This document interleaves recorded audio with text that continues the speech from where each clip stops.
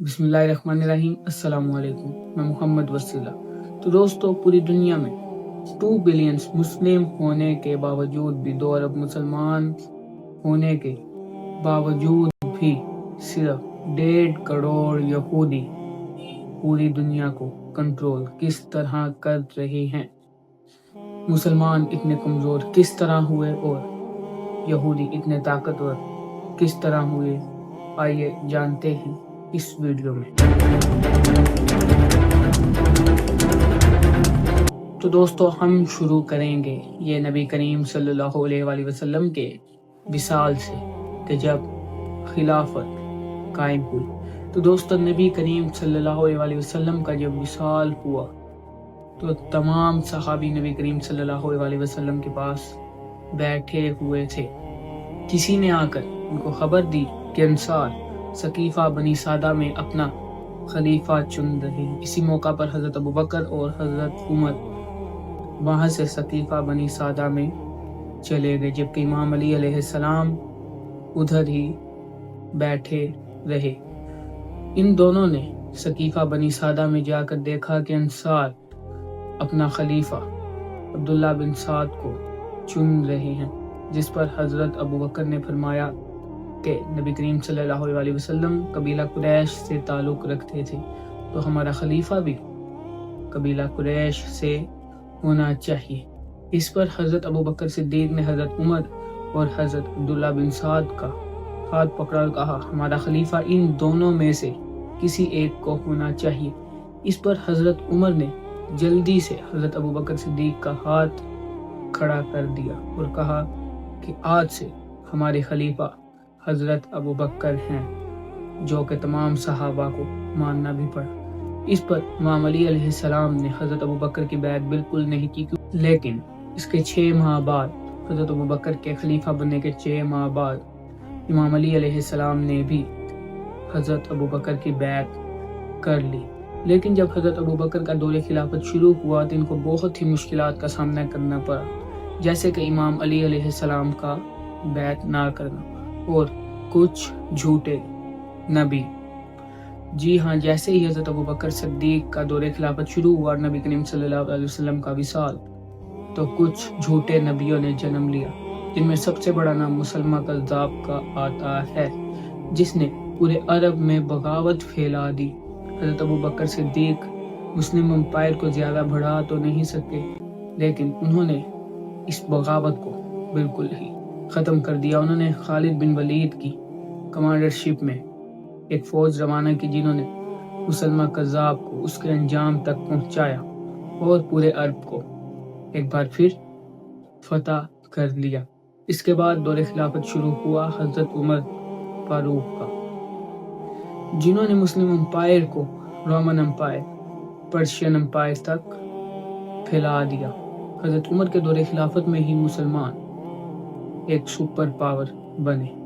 حضرت عمر کی دور خلافت کے بعد دور خلافت شروع ہوتا ہے حضرت عثمان کا۔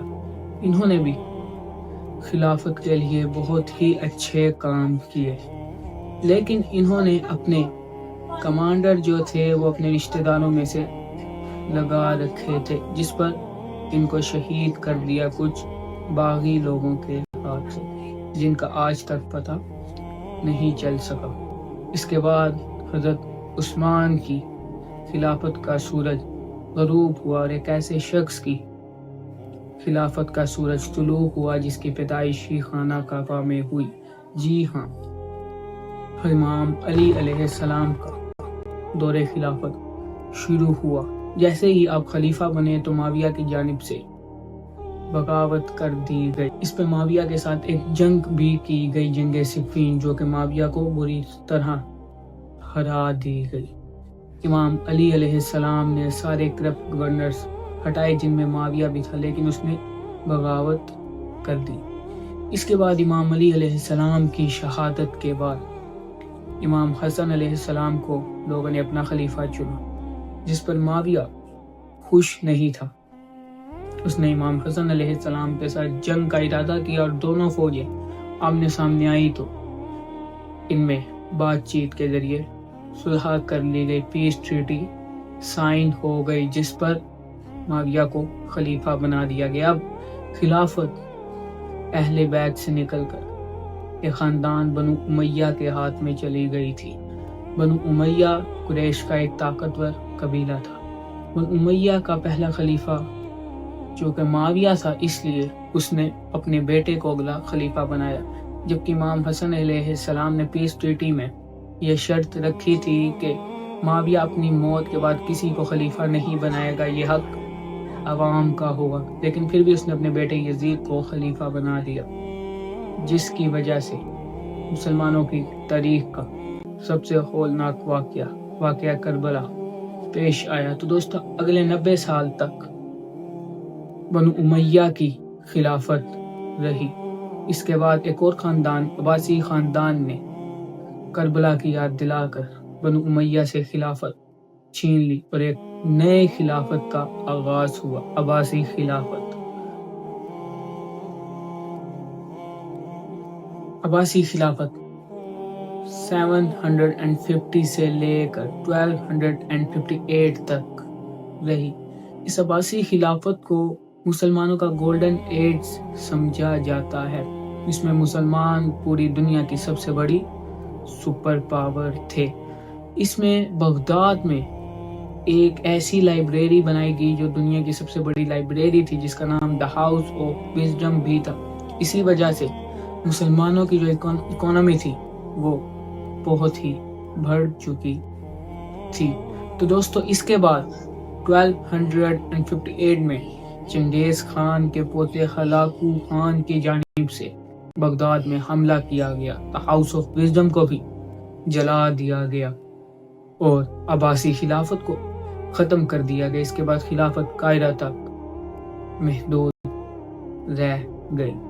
اس کے بعد دوستو خلافت زیادہ بڑھ یا پھل پھول نہ سکی، جس پر آہستہ آہستہ ایک اور سلطنت بھی گرو کر رہی تھی، جو کہ مسلمانوں کی سب سے بڑی سلطنت آگے جا کے بننے والی تھی۔ دوستو اس سلطنت کا نام تھا سلطنت عثمانیہ، اوٹومن امپائر۔ اوٹومن امپائر نے آگے جا کر خلافت سنبھالی، اس کو خلافت عثمانیہ بھی کہا جانے لگا۔ یہ مسلمانوں کی خلافت بن گئی، اسی لیے یہ مسلمانوں کی سب سے بڑی سپر پاور بن گئی، بلکہ پوری دنیا کی سب سے بڑی سپر پاور بن گئی، جس نے 3 بر اعظموں پر، 3 کانٹیننٹ پر حکومت کی۔ لیکن اس نے 600 سال تک حکومت کی، لیکن اس کا آخری وقت بہت ہی خطرناک ثابت ہوا مسلمانوں کے لیے، کیونکہ دوستو اس کے جو آخری طاقتور سلطان تھے، یا کہہ لیں کہ the last powerful sultan of Ottoman empire, اس کو دا سک مین آف اوٹومن امپائر کے نام سے لوگ جانتے ہیں، جس نے اس ریاست کے آخری وقت میں بہت کوششیں کی کہ یہ ریاست قائم رہے، لیکن اندرونی بغاوتوں کی وجہ سے اس ریاست کو ختم ہونا ہی پڑا، اس خلافت کو ختم ہونا ہی پڑا۔ مصطفیٰ کمال اتاترک تھا جس نے ترکی کو آزاد کیا، اوٹومن امپائر سے اپنے ہی لوگوں کی خلافت کے ہاتھوں اس ترکی کو آزاد کروایا۔ مصطفیٰ کمال اتاترک کو خلافت سے اتنی نفرت تھی کہ اس نے خلافت ختم ہی کر دی۔ اگر وہ چاہتا تو وہ صرف ترکی تک خلافت محدود رکھ سکتا تھا، لیکن اس نے خلافت کو ختم کر دیا۔ اس نے حجاب پر پابندی لگا دی، اس نے ترکی میں عربی زبان میں اذان دینے سے انکار کر دیا۔ وہ کہنے لگا کہ اب ترکی میں ترکی زبان میں ہی اذان دی جائے گی۔ اس نے ترکی جو عربی لکھائی کی طرح لکھی جاتی تھی، اب وہ انگلش سٹائل میں لکھی جانے لگی، جیسا کہ آج تک ہم دیکھتے آ رہے ہیں۔ دوستو اس کے بعد خلافت کا خاتمہ ہوا، لیکن اس سلطنت عثمانیہ کے، خلافت عثمانیہ کے اینڈ میں ایک ایسا ملک بھی آزاد ہوا جو کہ یہودیوں کی آج تک سب سے بڑی طاقت بنا ہوا ہے۔ جی ہاں، اسرائیل، جیسا کہ ہم نے ویڈیو کے شروع میں کہا تھا کہ آپ کو یہ بتائیں گے کہ یہودی کس طرح اتنے پاورفل ہوئے۔ یہاں تک تو تھی مسلمانوں کی کہانی، مسلمانوں کے सुपर पावर से लेकर उनके डाउनफॉल तक की कहानी। दुनिया में तो दोस्तों 1.5 करोड़ यहूदी हैं, लेकिन वो दज्जाल को मसीहा मानते हैं। उनका अकीदा इतना पुख्ता है कि वो ऐसे पुख्ते अकीदे के साथ दज्जाल की इबादत करते हैं, दज्जाल को बुलाते हैं कि वो इस पुख्ता अकीदे के साथ ही दुनिया पर कंट्रोल किए हुए हैं, जबकि हम मुसलमान अपने अकीदे से मुंह फेरे हुए हैं। जिस वक्त इमाम मेहदी अलैहिस्सलाम आएंगे, वो सोए हुए मुसलमानों को जगाएंगे और फिर एक बार फिर पूरी दुनिया फतह की जाएगी। दोस्तों, सल्तनत उस्मानिया में भी जब स्पेन में यहूदियों और मुसलमानों को निकाल दिया गया स्पेन से, तो यहूदी तब बहुत ही कमजोर जाने जाते थे, ये एक आम सी कौम थी। लेकिन जैसे ही ये सल्तनत उस्मानिया में आई, सल्तनत उस्मानिया ने यहूदियों को अपने रियासत में रहने की इजाजत दी, तो इन्होंने सल्तनत उस्मानिया को ही कमजोर करना शुरू कर दिया। इन्होंने आगे जाकर सुल्तान अब्दुल हमीद को ये तक पेशकश कर दी कि आपकी रियासत पर जितना भी कर्ज है वो हम अदा करते हैं, हमें सिर्फ फलस्तीन दे दे, हमें हमारा इसराइल बनाने दे। ये रोज सुल्तान अब्दुल हमीद को ये पेशकश देते थे, लेकिन उन्होंने इनकी ये पेशकश को बिल्कुल भी कबूल नहीं किया अपने मरते दम तक।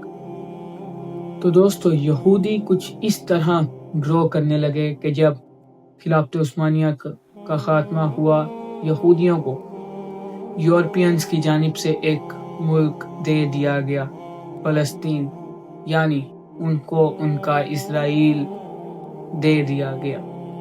लेकिन तब इसराइल का वजूद फलस्तीन के वजूद से छोटा था, लेकिन आहिस्ता आहिस्ता कुछ जंगों के जरिए फलस्तीन पर भी इसराइल ने कब्जा कर लिया।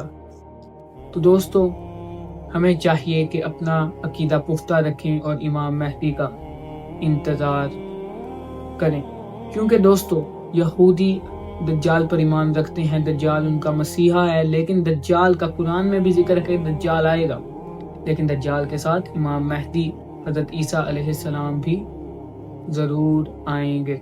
यहूदियों का मानना था कि जब तक वो लाल गाय की कुर्बानी नहीं देंगे, हमने इस पर वीडियो भी बनाई कि यहूदी जब तक लाल गाय की कुर्बानी नहीं देंगे दज्जाल नहीं आएगा। उन्होंने जब से मस्जिद अक्सा पर कब्जा किया, उन्होंने उसके बाद लाल गाय की कुर्बानी भी दे दी गई है। अभी उम्मीद की जा सकती है कि दज्जाल आएगा और इमाम मेहदी का ज़हूर भी करीब है। तो इंशाल्लाह हम इमाम मेहदी की फौज में होंगे अगर हमारा अकीदा पुख्ता होगा। तो दोस्तों, शुक्रिया। We will meet in next video. Bye.